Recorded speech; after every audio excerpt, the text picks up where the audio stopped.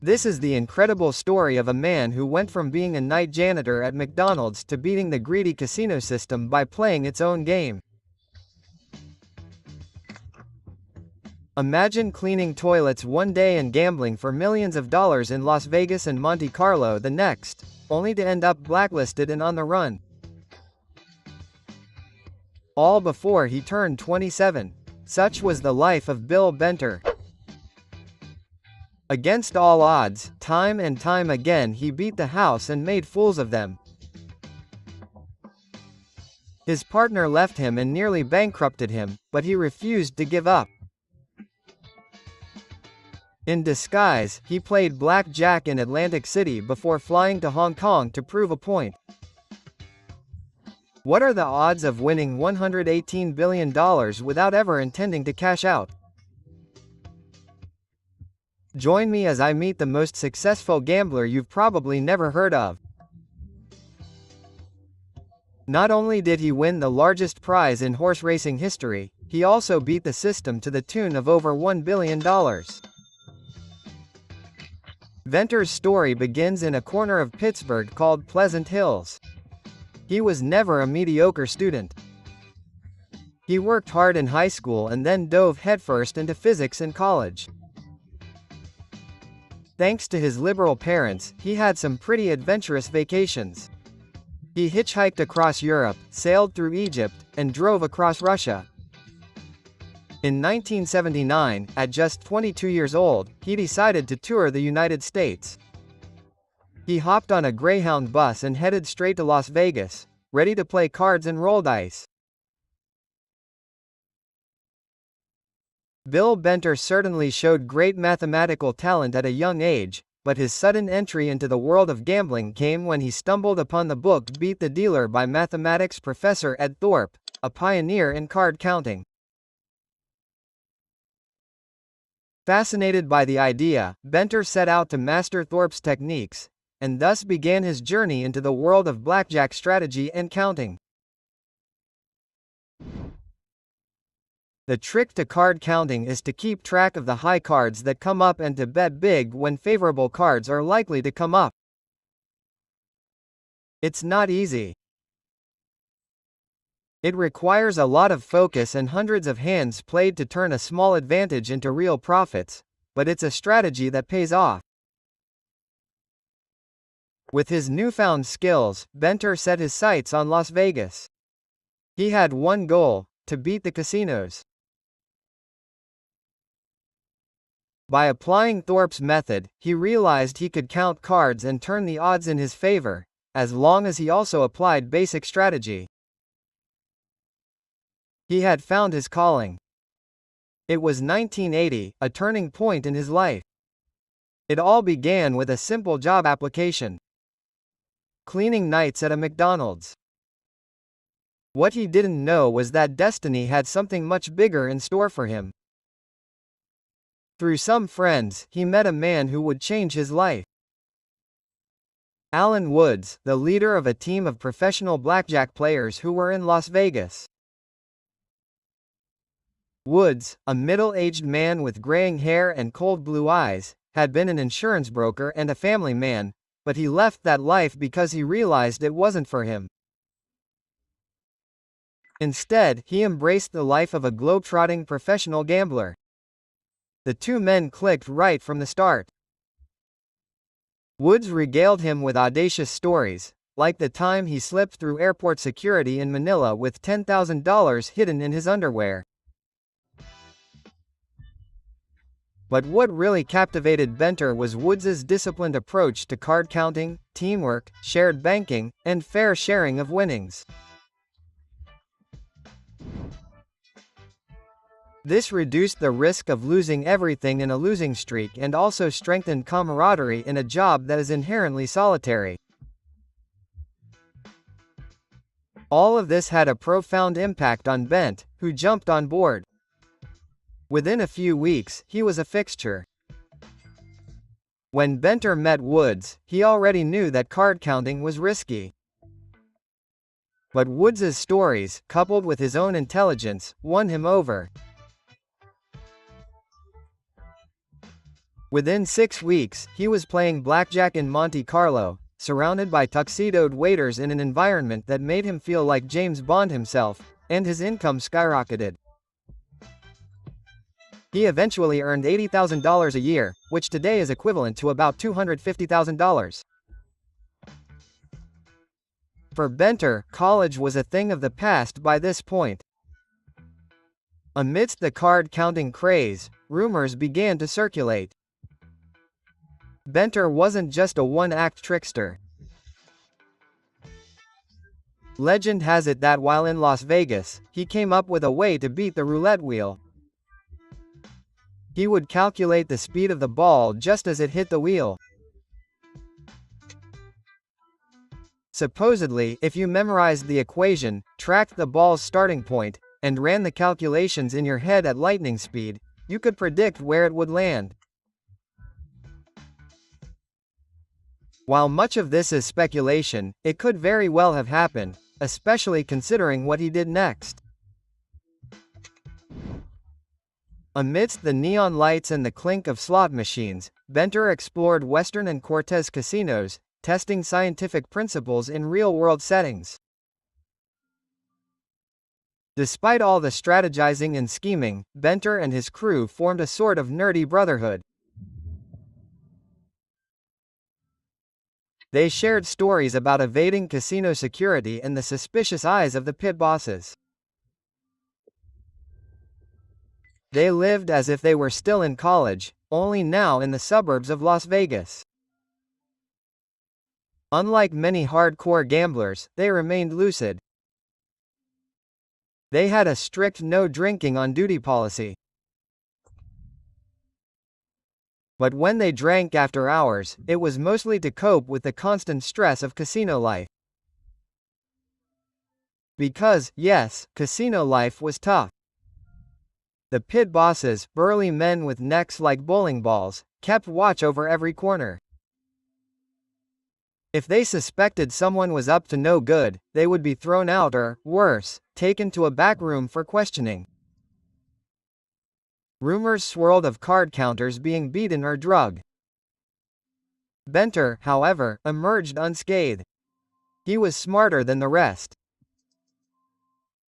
For 7 straight years, he was a master card counter in Las Vegas, mastering the art of winning at every opportunity. But as word spread about his triumphs, he and his comrades became public enemies of the casinos. Winning, it seemed, was not welcome in that world. The casinos began to intensify their surveillance, obsessed with identifying any potential card counters. They even went so far as to hire other counters to spy on their own. It was only a matter of time before Benter was caught in this raid. And so it was that he was banned from every casino in Las Vegas. It seemed like just another day when the inevitable happened. He was quietly trying his luck at Maxim's casino when he felt a big, meaty hand on his shoulder. A big guy in a suit said, "Come with me." Benter resisted, but another guy, in a more intimidating tone, growled at him to show his ID. Reluctantly, he did. Fast forward to 1984. Benter, Woods and their team had been placed on the infamous Griffin Book, a casino blacklist maintained by a detective agency. With their reputation in Las Vegas in tatters, they needed to find a new playing field. Being banned from the casinos seemed like a dark sentence, but Boots had an idea. He had spotted the immense potential in horse racing in Asia, particularly at the Hong Kong Waikiki Club, the largest of the bunch. This would be the start of something much bigger. Despite having a relatively small population of around 5.5 million people, Hong Kong outperformed the entire United States in annual horse racing betting, reaching a staggering $1 billion by the 1990s. This phenomenon was governed by a parimutuel system unlike traditional bookmakers, as the odds were constantly adjusted based on the volume of bets. Fueled by their expertise, Woods and Venter began developing advanced computer models to overcome the complexity of the horse betting system.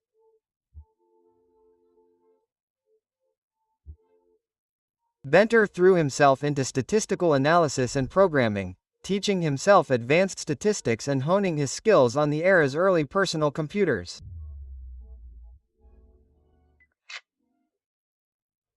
The goal wasn't to guess the winner of every race, but to detect bets that were likely to win, even after factoring in the Yoki Club's savage 17.7% cut.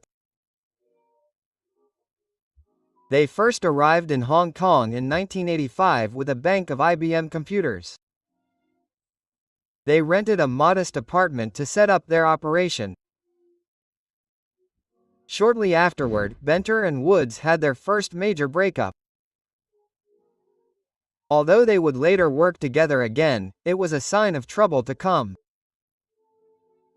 Determined to succeed, the two men continually refined their models, incorporating factors such as the speed and size of the horse, the skill of the jockey, and even the weather.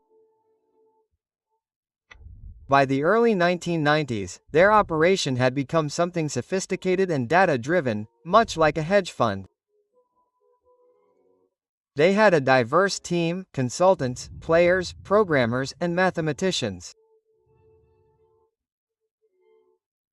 During this time they realized they needed a strategic advantage, so they implemented a sort of digital time bomb, a line of code that would deactivate the software after a certain date.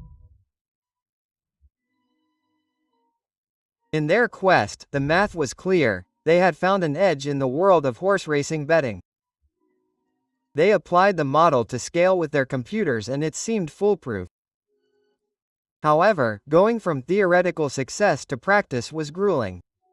In their first year they lost $120,000. This caused a major falling out with Goods. Suffering such a loss was not acceptable to him, so once again they parted ways. With little funding and needing more time to perfect his software, Venter changed course, returned to his roots and dedicated himself to card counting again, this time in Atlantic City. Over the course of 2 years he accumulated thousands of dollars, a sum that gave him a financial cushion to continue developing his horse racing betting model.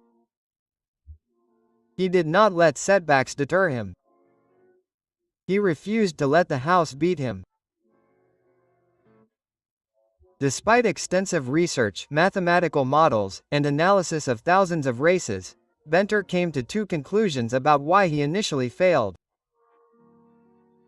First, a miscalculation in the proper size and value of his bets. Second, the absence of inside information. His model was based solely on publicly available data. However, confidential information, such as the intentions of trainers and jockeys, secret training sessions, or even the horse's diet, was key. Such knowledge was only available to a select few who undoubtedly used it to their advantage. This was where Venter's true genius emerged. He understood that while he could not directly access this information, he could incorporate it indirectly into his model. That dilemma, the lack of inside information, transformed into a problem-solving challenge that he relished. It was not easy, but it was not impossible. This strategic shift marked a crucial turning point in his story. Furthermore, the betting system in Hong Kong was different from that in Las Vegas. There, a unihotel system was used that allowed odds to change dynamically based on the bets placed. For example, if a horse was at odds of 3 to 1, a large bet on it could be lowered to 2.5 to 1. Venter realized that this was key to outperforming the market. To address these challenges, he turned to the Kelly formula, a tool used by notable investors such as Warren Buffett. While a good starting point, the formula required adjustments based on risk and reward and the expected stake size. The world of racing, with its binary outcomes, win big or lose it all, demanded precise tuning. By optimizing the amount wagered on each occasion, Benter was able to reduce the long-term risk of financial ruin. Amidst all this complexity, he identified another key piece. Although he had no direct inside information, he used public odds as a starting point and refined them with the predictions of his model. This subtle innovation of brilliance became the core of his success, bridging the gap between public knowledge and the advantage offered by his analysis. What is the secret to navigating these unpredictable and speculative markets?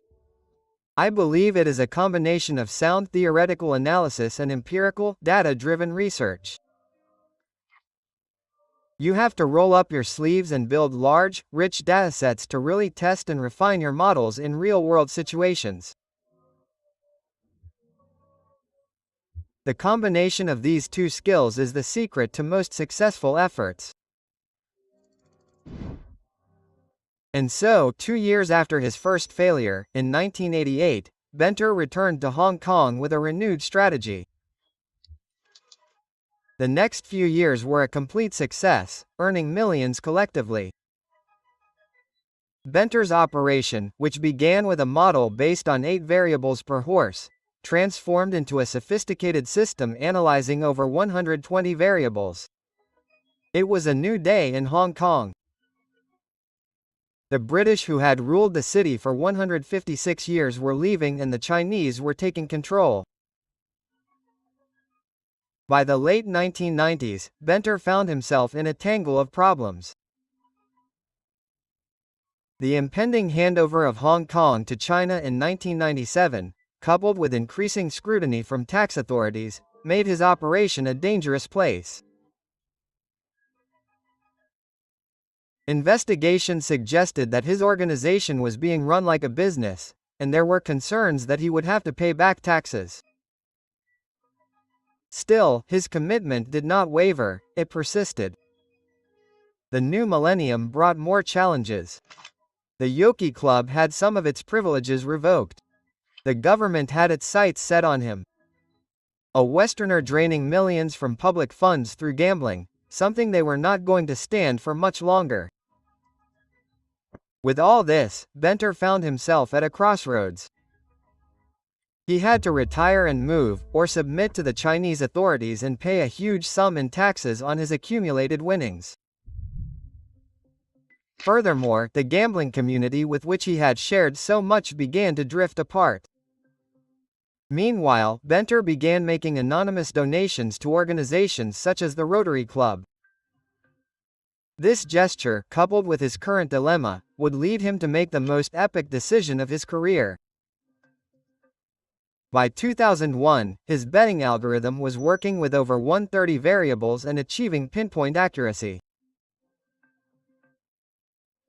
His final bet would be on the Triple Trio, one of the most difficult bets, predicting the top 3 horses in 3 different races, a total of 9 selections. The risk was enormous, but so was the potential. From a modest hotel room next to the racetrack, Benter and his team, in the final minutes before the race, ran the calculations, printed thousands of tickets and placed bets. And then the incredible happened. One of his tickets matched all 9 horses, but instead of claiming the $118 million prize, Benter decided to let it go unclaimed. Under Yoki Club rules, unclaimed prizes were to go to charity. This sent a clear message to the authorities who were pursuing him. Winning that record-breaking prize was the pinnacle of his career, cementing his status as the man who cracked horse betting, but it was also the impetus for his eventual retirement. It was time to step away from professional gambling, or so he said. It's been 3 decades since Benter and his team first arrived in Hong Kong. Today, Bill Benter is not only a successful gambler but also a multimillionaire philanthropist who heads the Benter Foundation. His story isn't just about beating the system, it's about creating a legacy of triumph and generosity. A true legend in the world of high-stakes gambling. M.